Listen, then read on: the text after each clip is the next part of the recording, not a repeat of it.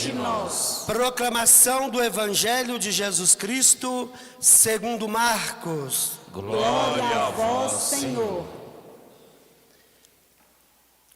Naquele tempo, Jesus partiu com seus discípulos para os povoados de Cesareia de Filipe.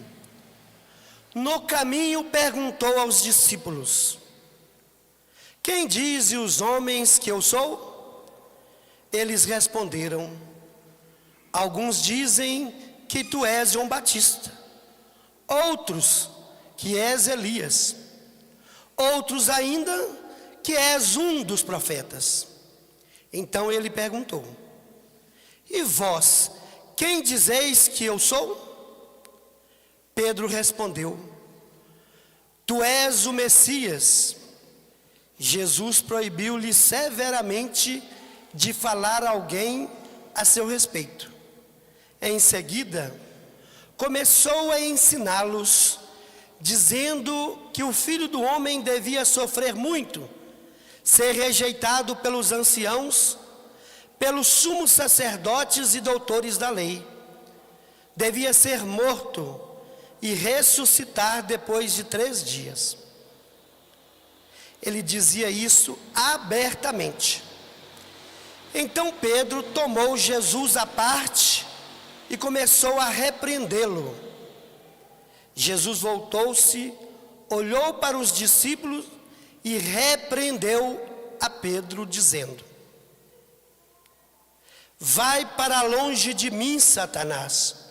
Tu não pensas como Deus, e sim como os homens. Então chamou a multidão com seus discípulos e disse: se alguém quer me seguir, renuncie a si mesmo, tome a sua cruz e siga-me. Pois quem quiser salvar a sua vida, vai perdê-la. Mas quem perder a sua vida por causa de mim e do Evangelho, vai salvá-la. Palavra da salvação. Glória a vós, Senhor. Queira sentar. Aleluia, aleluia, aleluia, aleluia,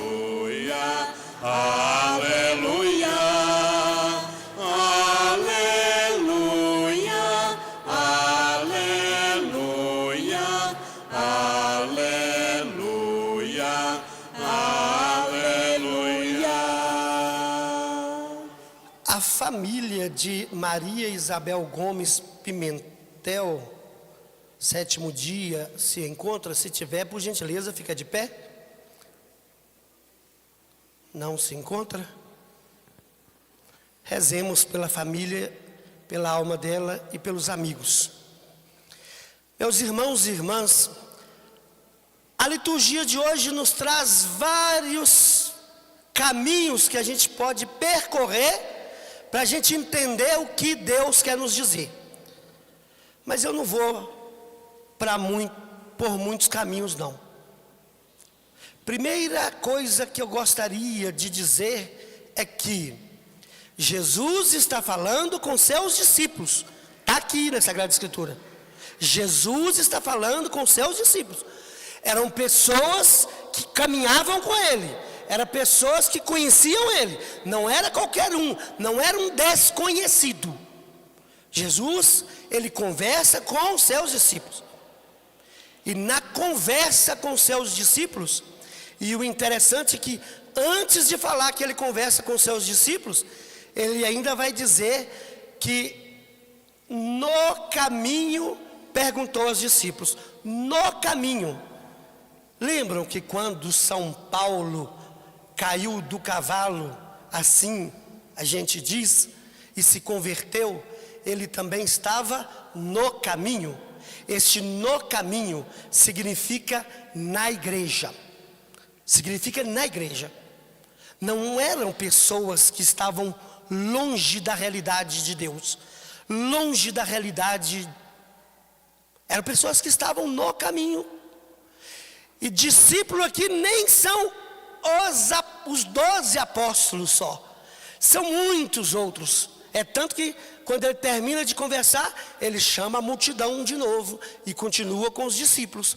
Olha, agora, Jesus, eu quero ressaltar a figura de Pedro. Pedro, veja bem, Pedro, ele foi da glória para a queda, assim, ó. Pensa que quando Jesus perguntou, e vocês, quem sou eu? E vós, quem dizeis que sou eu? Pedro disse o quê? Vamos ver se vocês prestaram atenção no Evangelho. Pedro disse o quê? Muito bem, Pedro, passou no vestibular. Respondeu certinho. Que maravilha! Mas não basta.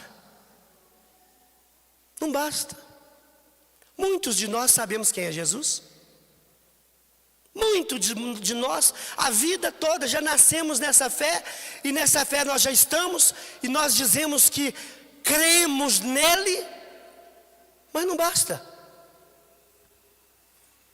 Aqui precisa de uma coisa que Jesus vai ensinar a Pedro, não só a Pedro, mas todos os discípulos. Ele vai aproveitar a falha de Pedro para ensinar a todos nós. Irmãos e irmãs, eu não tenho dúvida, Pedro era um homem de fé. Sim ou não?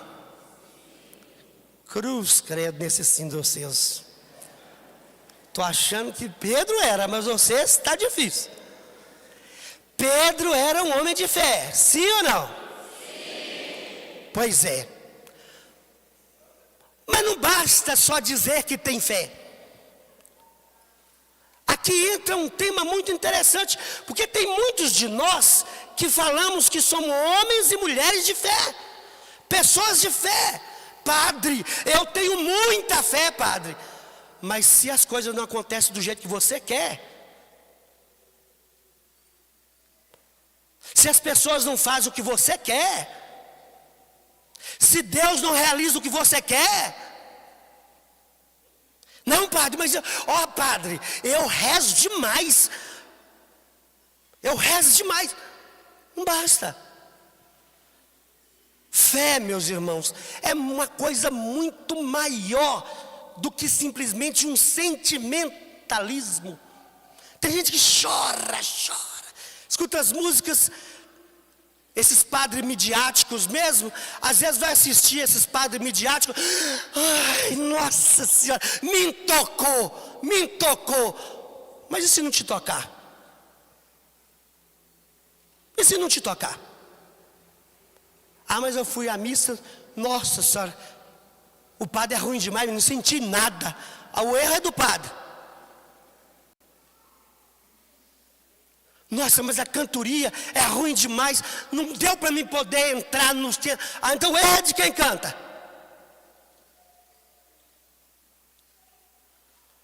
Ah, mas eu estava até prestando atenção na leitura, meu menino errou uma palavra e eu me desconcentrei todo. Ah, o erro é dele.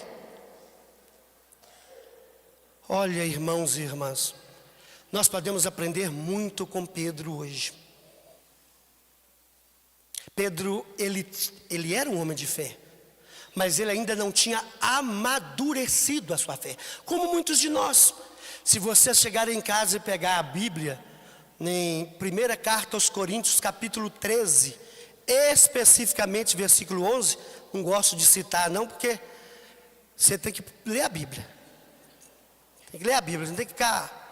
Mas lá vai estar dizendo assim, olha, quando eu era criança, eu pensava como criança, eu raciocinava como criança, eu buscava as coisas de crianças. Agora que me tornei adulto, abandonei as coisas de criança. E tem muitos adultos que ainda não cresceram na fé. Tem muitos adultos que ainda não amadureceram a fé. Enquanto não exige nada de você, é bom demais. Você é uma pessoa de fé. mas exige alguma coisa de você. E não tem fé se a pessoa não tem compromisso, se a pessoa não tem responsabilidade, se a pessoa cultiva preguiça, se a pessoa troca o essencial por coisas que não tem valor. Não adianta você falar que tem fé. Pode rezar os textos que você quiser rezar, pode comungar o tanto que você quiser comungar. A fé, ela se traduz em obras. E é isso que Jesus está ensinando para Pedro.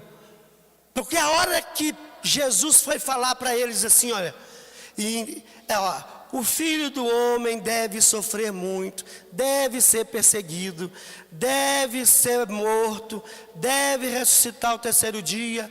Veio Pedro achando mesmo que é melhor do que Deus. Diz a Sagrada Escritura, o discípulo nunca é melhor que o mestre. Ele pode ser igual ao mestre, mas o discípulo nunca é melhor que o mestre. E Pedro estava achando que é melhor do que Jesus, que já sabia tudo, que já entendeu tudo. Por isso que ele foi lá, teve a ousadia de chamar Jesus num canto e repreender Jesus.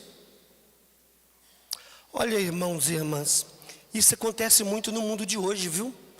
Nós não estamos muito longe de Pedro, não. Porque o que eu vejo é de filhos falando o que não devia de falar com pais. Talvez aqui eu não posso falar que vejo, que eu não moro aqui.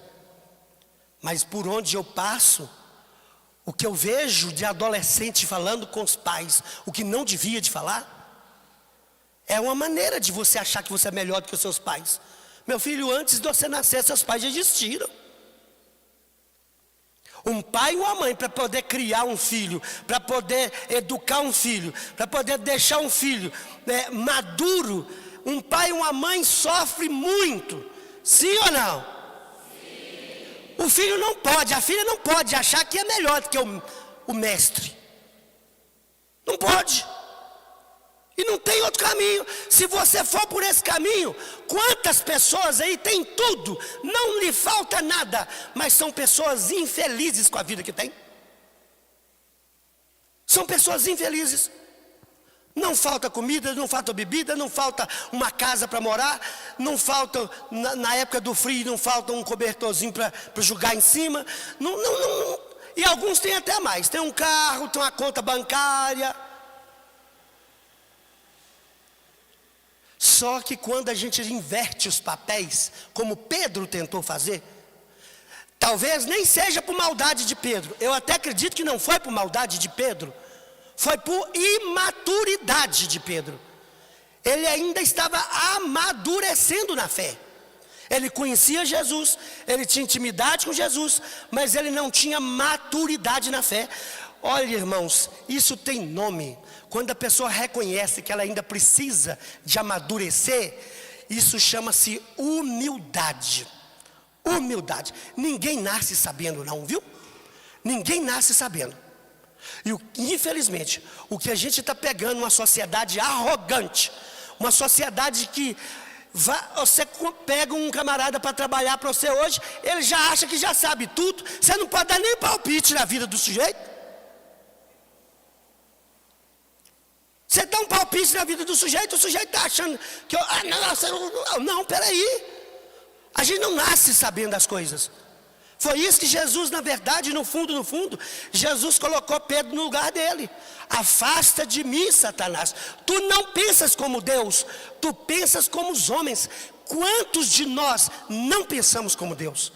Nós falamos que temos fé, nós que rezamos, nós falamos que somos católicos, cristãos católicos, nós batemos no peito e dizemos, mas o nosso pensamento não está no pensamento do Senhor. Não está. As nossas vontades não estão na vontade de Deus. Os nossos quereres não estão no querer de Deus. E Jesus vem ensinar uma coisa para Pedro, meus irmãos, que queira Deus que todos nós possamos aprender. Ele vai falar assim, olha, quem quiser me seguir, renuncie a si mesmo, tome a sua cruz e siga-me. Olha, repete aí por gentileza, renuncie a si mesmo,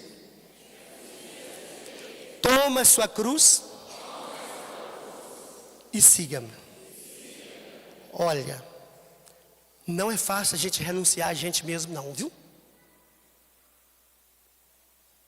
É muito bonito, é muito poético, mas na hora que alguém te faz alguma coisa que você não gosta, que você está com raiva, você olha para a pessoa, se você não for lá dar um murro na cara da pessoa, você xinga a pessoa toda. O orgulho fala mais alto. E o perdão, como é que eu perdoo se eu não renuncio a mim mesmo? Como é difícil perdoar. Perdoar é você renunciar a você. Não existe perdão se eu não renunciar às minhas vontades, os meus quereres. Ah, padre, mas foi ele que me disse. Ah, padre, mas foi ele que provocou. Ah, padre, mas foi ele que fez isso. Não interessa. Não interessa. Nós somos cristãos. E aqui eu quero abrir um parênteses aqui, que é muito sério no nosso país.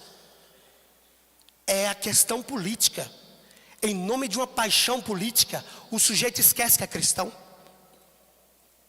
Você perde o reino dos céus em nome de uma paixão política, alfinetando os outros. Você pode pensar diferente, o outro pode pensar diferente. O que você não pode esquecer é que aquela pessoa que está pensando diferente é seu irmão. Nós somos filhos do mesmo Deus, sim ou não? Então não podemos, em nome de uma paixão, de um desejo meu, de um desejo seu, de uma vontade sua, de um querer seu, machucar o coração do irmão. Às vezes a gente precisa de calar. Às vezes a gente precisa de respirar. A gente precisa de parar e pensar 10 vezes que você é uma pessoa de fé. A fé não pode ser uma coisa só ilusória, só na cabeça.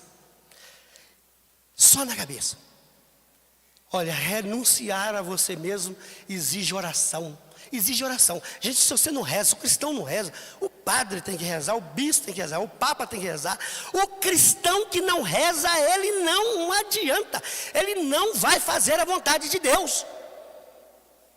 A oração Santa Teresa de Jesus vai dizer, a oração é a porta de entrada para onde mora Deus. Olha, a oração é a porta de entrada para a casa de Deus. E nós não queremos. Tem gente que só vem à missa do domingo, vai rezar mal no outro domingo. O sujeito não reza em casa. E quando reza também, aí faz o Pai Nosso, parece estar espantando bichos, parece estar um mosquito.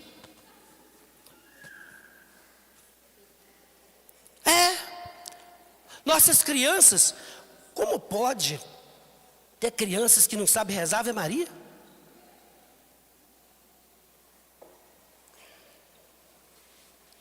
Ter crianças que não sabem fazer o nome do Pai? Cadê você, pai? Cadê você, mãe? Deus confiou essa criança à sua vida. Se você não ensina o caminho de Deus para esse menino, amanhã não me vem com conversa. Eu não sei o que eu fiz com esse menino. Eu dei de tudo para esse menino. Eu dei de tudo para essa menina. O que aconteceu? Não faltou nada para ela. Faltou nada? Não, faltou tudo para ela. Faltou tudo para ele. Faltou você conduzir seu filho a Deus. Conduzir seu filho à oração. Mas também, né, meus irmãos, vamos pensar, venhamos e convenhamos, o nosso mundo está roubando isso da gente. A gente não tem tempo para mais nada. A gente pega uma família aí que começa o namoro com a paixão danada, né? Você já prestou atenção no início do namoro de alguém, gente? É uma paixão linda, maravilhosa, um trem assim que parece até... Aí o camarada resolve noivar, o negócio fica bonitão também, não fica bonitão. Aí o negócio começa não vão casar, vão casar, ótimo. Lembra da minha fala que nós não queremos compromissos? Enquanto, meu filho, a coisa está no uba-uba, está bom demais, mas exige de você para você ver. Exige. E não existe fé sem a cruz. Renuncie a si mesmo. Tome a sua cruz. Ontem nós rezamos na igreja a exaltação da Santa Cruz. Não existe cristão sem cruz não, viu? Se você quer ser cristão sem cruz, meu filho, então você está no lugar errado. A vida toda. Gente, o diabo perseguiu Jesus desde a concepção no útero de Maria até no último respiro de Jesus. O diabo perseguiu Jesus. A tentação perseguiu Jesus. Ele é nosso mestre. Você não vai ficar longe, livre, apesar que a gente reza no Pai Nosso. E livrai-nos das. Mas não vai livrar não, viu? Não vai livrar não.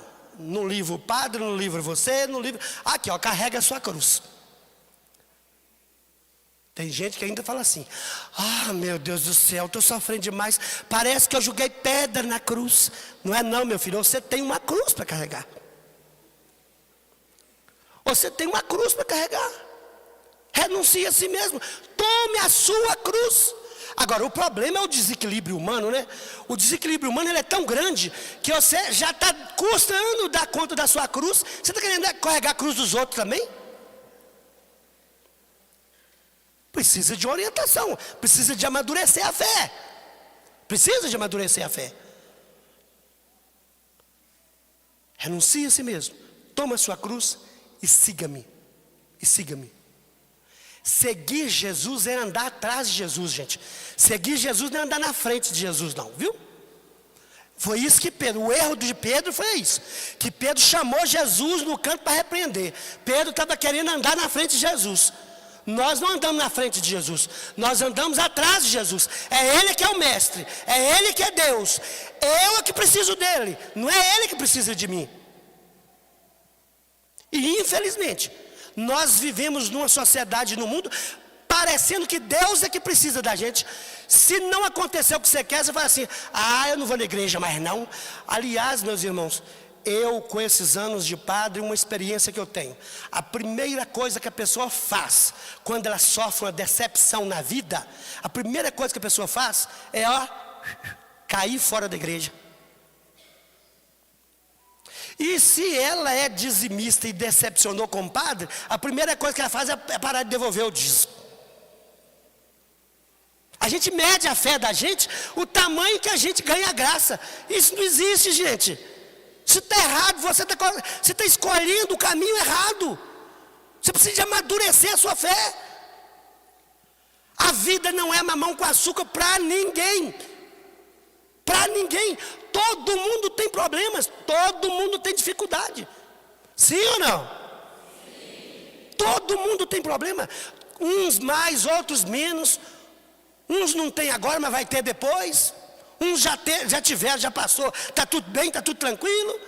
Mas ninguém vive sem problema. Agora não. Mal começou a sofrer. Mal o sofrimento começou a bater na porta. A pessoa já está falando igual Pedro. Vem cá, Jesus, vem cá. Começa a repreender a Deus. Calma, meu filho. Dê tempo ao tempo. Às vezes eu vejo algumas pessoas idosas na assembleia assim. Eu fico pensando assim. Quando eu olho essas pessoas idosas, eu fico pensando assim. Você já imaginou quanta coisa já aconteceu na vida dessa pessoa para ela ter chegado onde ela chegou hoje? Quantos desafios que ela não enfrentou? Quantos problemas que ela não resolveu? Quantos? Agora, essa moçada de hoje não tem tempo para avô, para avó. Essa moçada de hoje não quer saber de conversar com os idosos. Essas moçadas de hoje querem resolver o problema sozinho. Por isso que a hora que a pancada vem, não aguenta. Não tem cristão que aguenta. Você precisa de aprender a gastar tempo com seus avós. gastar tempo com seu pai, com a sua mãe.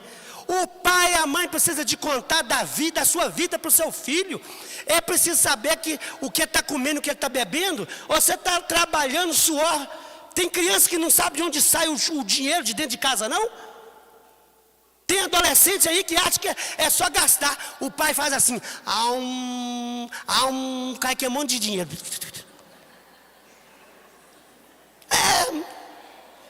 Eles não sabem de onde vem. Não sabe de onde vem. A pessoa não ensina, não mostra. Então não tem jeito de mudar. Não tem jeito de mudar. Você precisa de amadurecer a sua fé. Por quê? Como nos lembra a segunda leitura? Olha, tu tens a fé e eu tenho a prática. Tu mostra-me a tua fé sem obras, que eu te mostrarei a minha fé pelas obras. Pelas obras. Ao sair daqui hoje, meu irmão e minha irmã, você não pode sair de qualquer jeito, não. A sua vida precisa de falar de Deus lá fora. Não adianta nada. São duas pessoas que a gente nunca finge. Duas pessoas que você nunca consegue mentir para essas duas pessoas. Nunca. O resto você consegue mentir. Esconder as coisas. Nós conseguimos, não é só você não. Nós conseguimos. Primeira, Deus. Todo mundo pode achar que você está certo. Mas Deus sabe que você está errado. E segundo, você mesmo. Você pode enganar todo mundo, achando que está todo mundo acreditando em você. Mas mais cedo ou mais tarde, a casa cai. E a hora que a casa cai, não vai chorar. Os antigos dizem assim, vai chorar, não sei o que lá, que é mais... Como é que é? Vai chorar na cama, que é lugar quente. Os antigos diziam isso. Quem mandou você fazer a coisa errada? Quem mandou você escolher a coisa errada? Tem coisas, gente, que não é eu, não. São escolhas. Quando você está fazendo, a sua consciência te acusa que você está fazendo. Eu também, todos nós. Quando nós estamos fazendo, nossa consciência nos acusa. Um marido que trai sua esposa, vai falar que não, que ele está traindo e a consciência dele não pesa. Pesa, só que ele vai levando, no banho-maria, vai levando. Um filho que xinga pai e mãe, um filho que maltrata pai e mãe, vai falar que a consciência dele não pesa. Pesa, mas a conta chega. Eu quero terminar com uma frase que eu vi outro dia, e que para mim ela resumiu um monte de coisas da minha vida, da nossa vida. A frase dizia assim, vocês vão repetir, vai ficar gravado, e vocês vão meditar isso. Diz assim, a vida, cadê, gente? Nossa Senhora.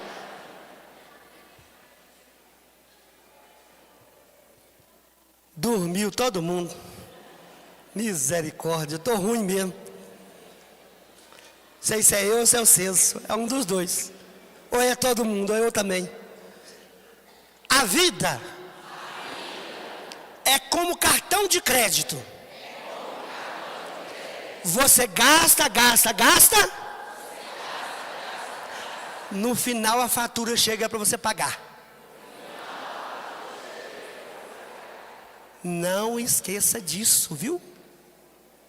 Vocês não esquecem disso, porque tem muita gente pagando um faturamento muito caro, porque esqueceu que o que você está fazendo hoje, amanhã, vai chegar. Por isso que é importante a gente ter fé, e a fé precisa de passar pela vida, porque a fé te dá sabedoria, a fé te aponta o melhor caminho. A fé, ela faz você calar na hora que você tem que calar e falar na hora que você tem que falar. Que o Espírito Santo nos ilumine, que o Espírito Santo ilumine a vida de todos vocês. Que Deus possa abençoar a família e a vida de todos, e que todos possam, de fato, ter uma vida de fé. Louvado seja nosso Senhor Jesus Cristo.